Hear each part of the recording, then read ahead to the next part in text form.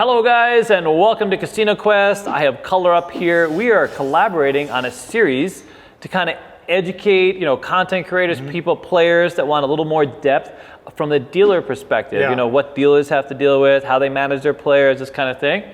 And so we're going to have a kind of series going for the rest of the week. I'm super excited about this because basically I'm learning how to deal. I'm getting some free lessons here. But yes, as a player, I know you guys, it's very helpful to know what the perspective of that side of the table is for, a couple different reasons. Like, well, for one, you should know payouts and different things like that. So yes, make sure you're getting your money. But right. The order of payouts, as a player, when you're ready, when the dealer is going to be ready for you and different things like that. That's so it. This is going to be a great series yes. for if you want to learn how to play. Just because I love the game, I want to know everything about the game. I know many of you do too, but just the logistics of how it works out, it's going to be beneficial as a player as well. So we're going to level up our audience. We're going to level them up on dice. How about that? Yeah. Good stuff. All right. So what we're going to do, I guess, we're going to release half of them on your channel and half on mine. So make sure you subscribe. Casino you got to go back and forth. Yeah. All right. Good. Hit the subscribe, the likes, and the bell.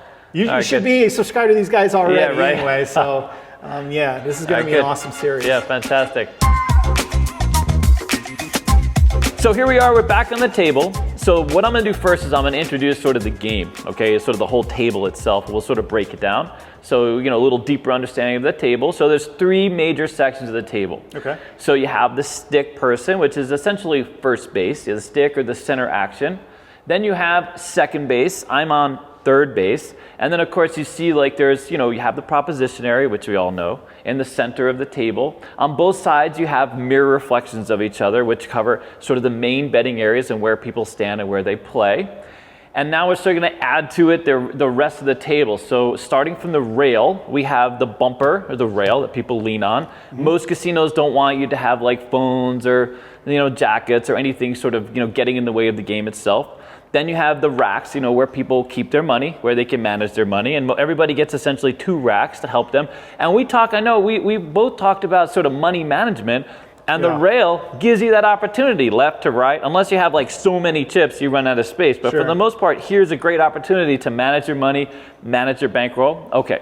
So moving into the table, we start with across in the box person. There's actually a mirror there. Most of you who are active players, you've seen the mirror. The mirror is used primarily by the box person, the supervisor, to verify the bets and the activities that are going on the table.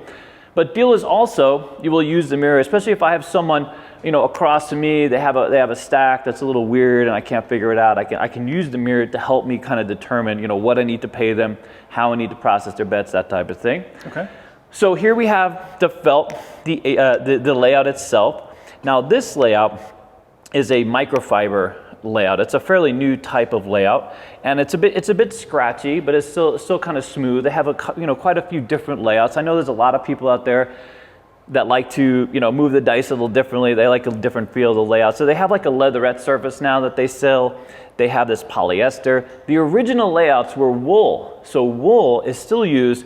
So casinos that like to buy layouts that last a very long time, they tend to be wool. The problem with the wool layouts is the colors are very subdued. They last forever, by the way. So if you're an active, craps table, getting a lot like the Gold Coast here locally or a local station casino, the wool is nice. They're relatively cheap, but you can't get the kind of vibrant colors that we have on here. So for example, if this was a busier layout, we'd have to replace this more often, the microfibers. Gotcha. But the colors come out nice. You know what I mean? You can't get that kind of. So for those of you that have seen the hairy layouts, if you have one at home that you got off a table, so when I say hairy layouts, because the wool pulls, they get a little stringy. Have you felt them? They feel like fabricy. You know what I mean? You can actually they feel very woolish. So anyway, so that's a popular layout. They also have the leatherettes, so they're really slick, real high graphic, lots of graphics. They call those a leatherette. I'm not exactly sure. My guess is it's like a polyester type of film. I'm not really sure, but those layouts they last 3 months and have to be replaced. They have great color, a lot of vibrancy. They're really smooth. By the way, if you're a stick person and you're on one of those, it's nice. The dice move nice. The nice, Oh, I didn't even think about that as far as. Oh yeah. Yeah. Okay. So that's a thing actually. So a layout like this is fairly smooth, but if you're on the stick and you're pushing dice, so how you want the dice so most of our players, right? They want the dice not on the 7. You know what I mean? So in order for like the stick person to push them off, sometimes they'll roll at the very end. You know, right as they get to you, they roll over. Rolls, yeah. They roll over. So a lot of players like a smooth surface, so that doesn't happen. Not to mention like setters, like if you're someone who, not that you want to slide the dice, you don't want to slide the dice. This is not a surface you can slide dice on, clearly. You know what I mean? But the leatherette, anyways, let's not go into that. All right. So on the layout itself, we have the apron. Well, so before we go ahead. Well, I guess this is part of it. So Yes. when I first got into crafts, the very interesting thing to me was Yeah. there is no specifications, industry standards. Yeah, nothing. It's just whatever you Wild want Wild to do. West, whatever. Yep, it is. It's interesting because you would think, so the only thing on a table that's spec'd very specifically are the dice themselves. So the dice obviously have to be weighted, you know, correctly. All sides have to be equal. So like you see where on the dice, here, we'll just into this. That's a great question, by the way. We're going into dice to the table, but No, that's good. This is equipment on the table. Specification, that's the only thing. This is literally the only thing that's managed by the Gaming Commission. And so you know that this side with just the one has to be the same weight as this side in order for it to be literally exactly equally weighed on every side. Right. So they do a mic. They mic the dice. There's a little instrument they use to make sure that the dice are equally equally measured, and then they're correctly weighed. And you'll notice there's a wrapper. So they're all wrapped. They remain in the wrapper. They take them out of the wrapper. Every set has to be mic'd before they get on the game, and then they're signed off. So whoever the supervisor is that puts those dice on the game, they literally sign the wrapper, verify these dice are correct. That's why, like you notice, there's a number on the 6. So there's a number. This is the number of the dice in the game. So if you throw a die off the game and then it's retrieved, the supervisor, that die belongs to that set. That's it. They know it belongs to the set. So the supervisor will look for this number. You know what I mean? That's why it takes a minute sometimes to get, if you call same die, it might take a minute to get the die back because, you know, you got the supervisor down in the other pit. He has to come back and verify the number's correct. You know what I'm saying? So the Gaming Commission feels as long as those are fair dice, the tables, Yep. They could be a little bit different height, width. Yep. Everything is a little different. Softness, firmness. Yes. So like even a table like this, so this is a 14-foot table, right? We picked this up from a casino that's still shuttered actually, but quite a bit ago.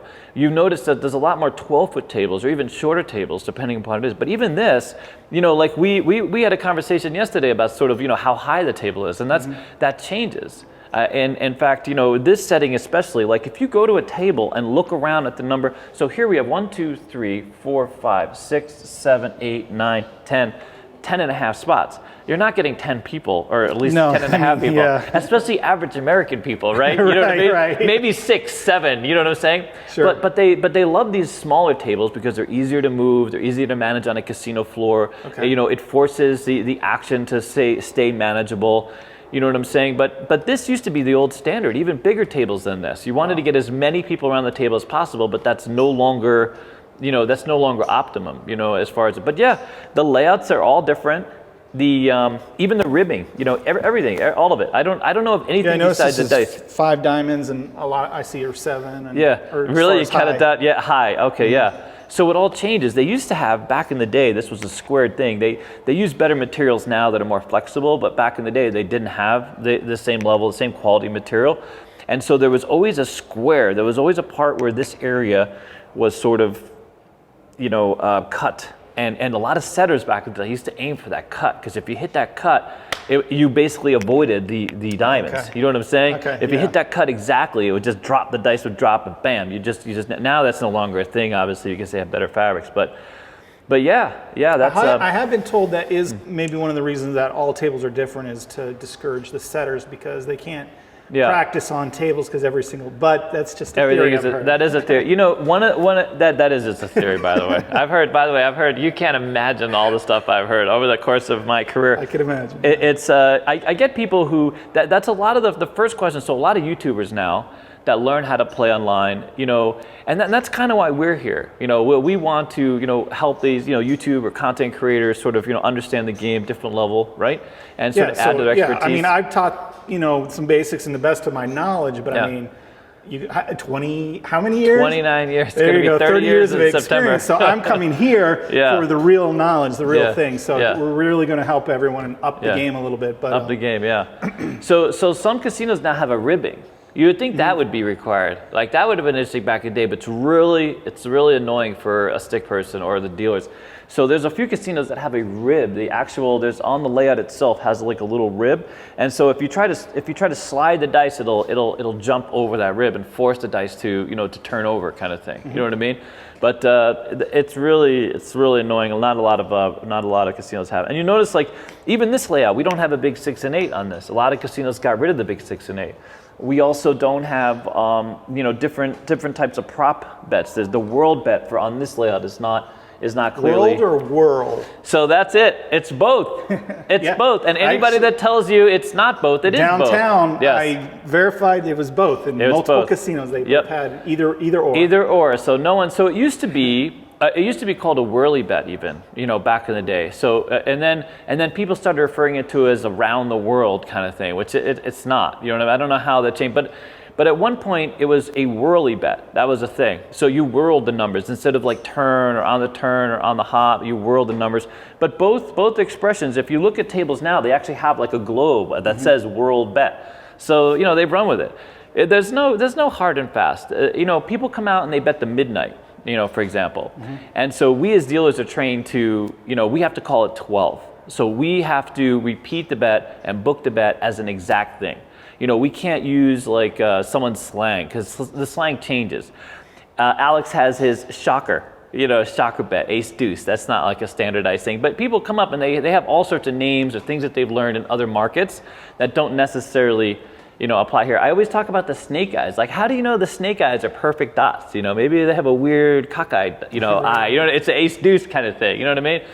Let's get back to the layout a little bit. Okay. All right. So here's a layout. The apron. So the apron is where change, bets are paid off, odds are placed to use on the apron. Casinos don't allow you to have anything on the apron except for checks or cash if you happen to be buying in.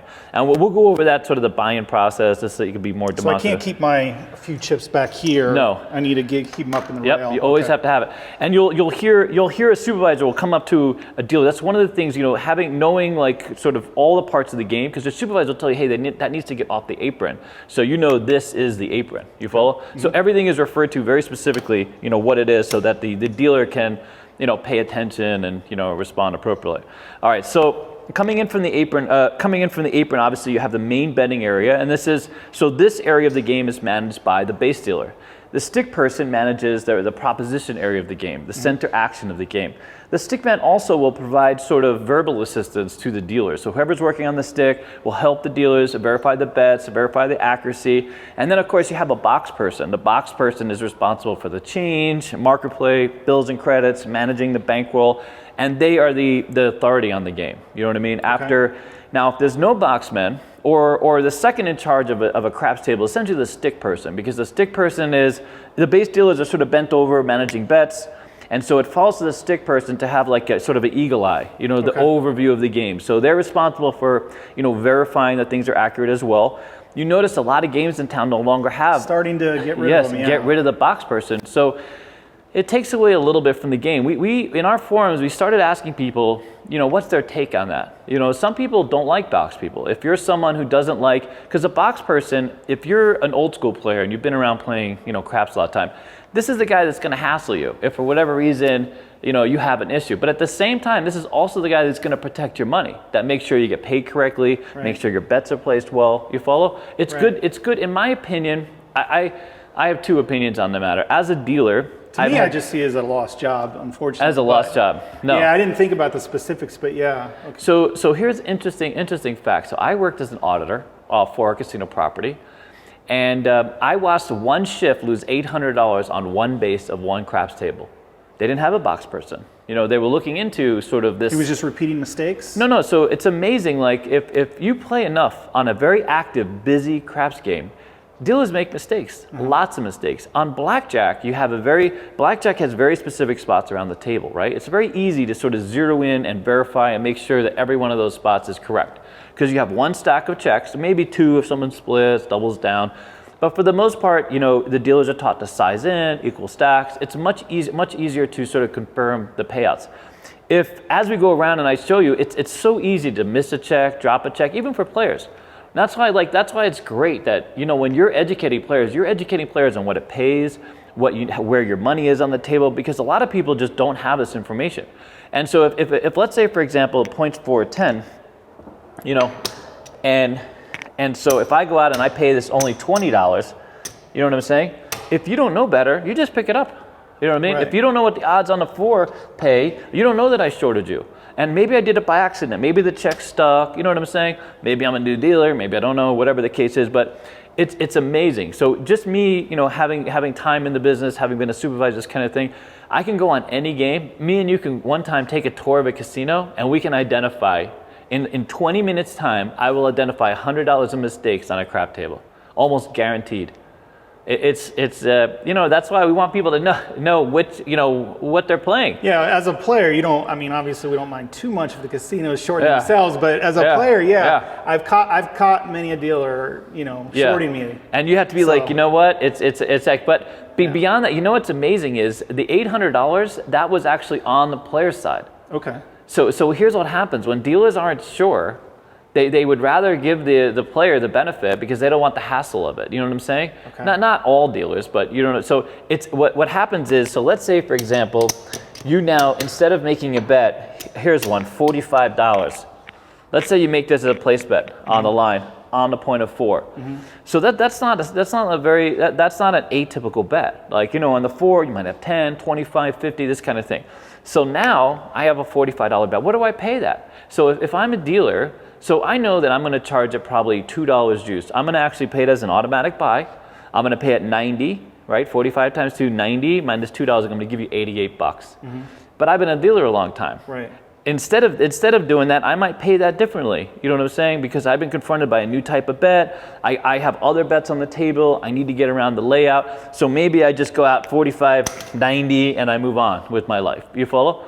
This is what happens on a crap game, especially if it's a busy dice game. There's a lot of weak dealers out there. It's amazing how much money casinos are giving out. That's why box person, if I was a casino manager, I want box people. So some of them know that though, right? They're making the decision. They know how much money they're losing. Yep.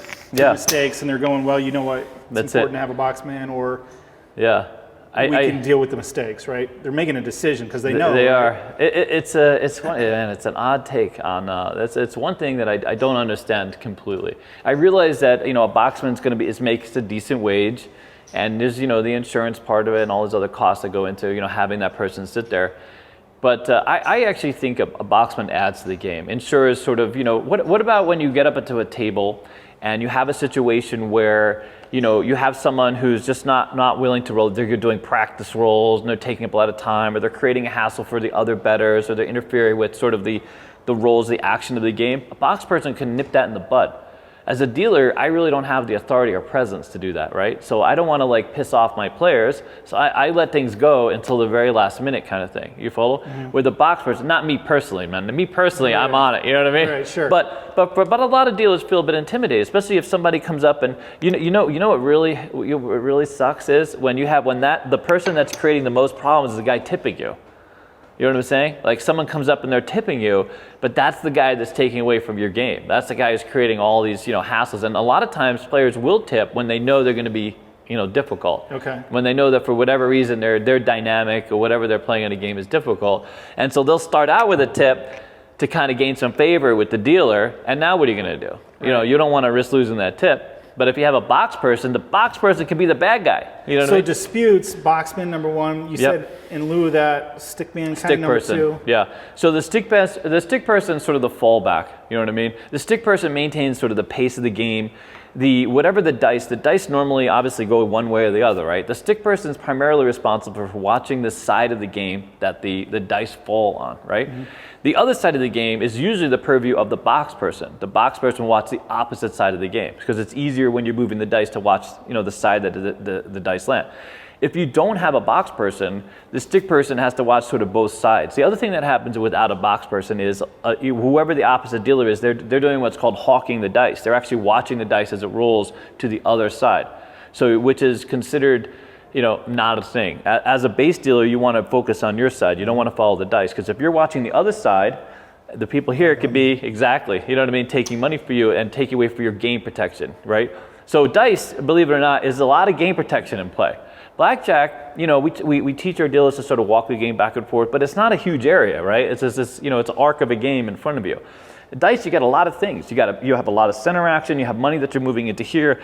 You have change. You have this whole spread of people And then you have this guy. This is the guy. This is the guy? Okay. This is the guy or girl. So the person standing here is what game protection on a dice game is built around. Because this is the person, if you have, it's sort of a catch-22, by the way.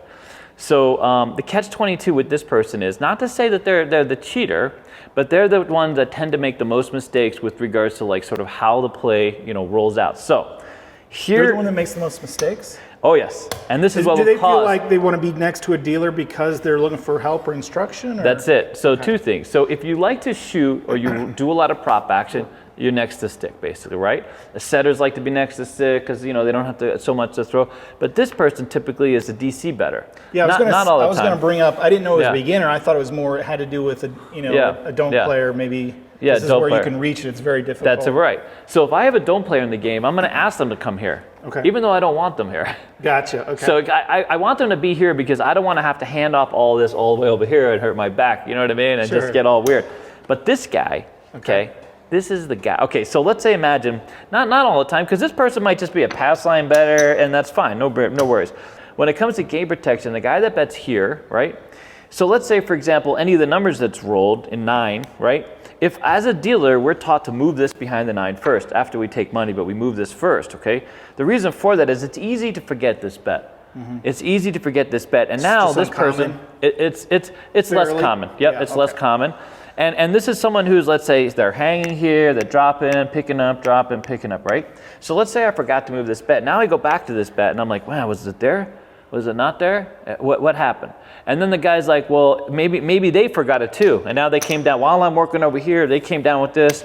No roll has rolled, but they're like, you know what? I think I dropped that in time. I think that has to go behind. You know what I'm saying? And now you guys are having a conversation. Okay, what happens with this bet type of thing? You follow? That's why we're going to get to the order of operation. That's why the order of operation is critical to game protection and managing sort of everyone in their place. You know what I mean? So as we sort of evolve this game, it's important to keep in mind sort of the context of the player, right? Where players play and what sort of dynamic they introduce to the game. That's important. And that's, by the way, that's the difference between sort of a break-in dealer. A dealer that's just starting the game is not worried about those things. They're worried about literally like make sure that it's paid right. Everything is paid correctly, the right guy. Like we had a student here yesterday who was helping us deal some action. And so we're having students sometimes come over here and work the stick a little bit. And he paid things backwards at one point. So he paid, and you even jumped in and asked me, what's the order? Because he had paid, you had seen he had gone out of order. So like the order is... from a player's perspective, we're a little different than a dealer, so we're waiting. Right. If you know the game, that's right. You're waiting for your time to jump in. And that's what we're going to do. We're going to help so people understand sort of the order of things. And so as a dealer, you need to know who gets paid what and when, right? And that sort of helps you understand the game and understand the dealer who's dealing the game. Yeah, I'm excited for this series, so I really appreciate this. Fantastic. All right, so now we're going to wrap this up and we're going to get back to sort of the table instruments, the tools that you can use or that you use as a dealer. Very good?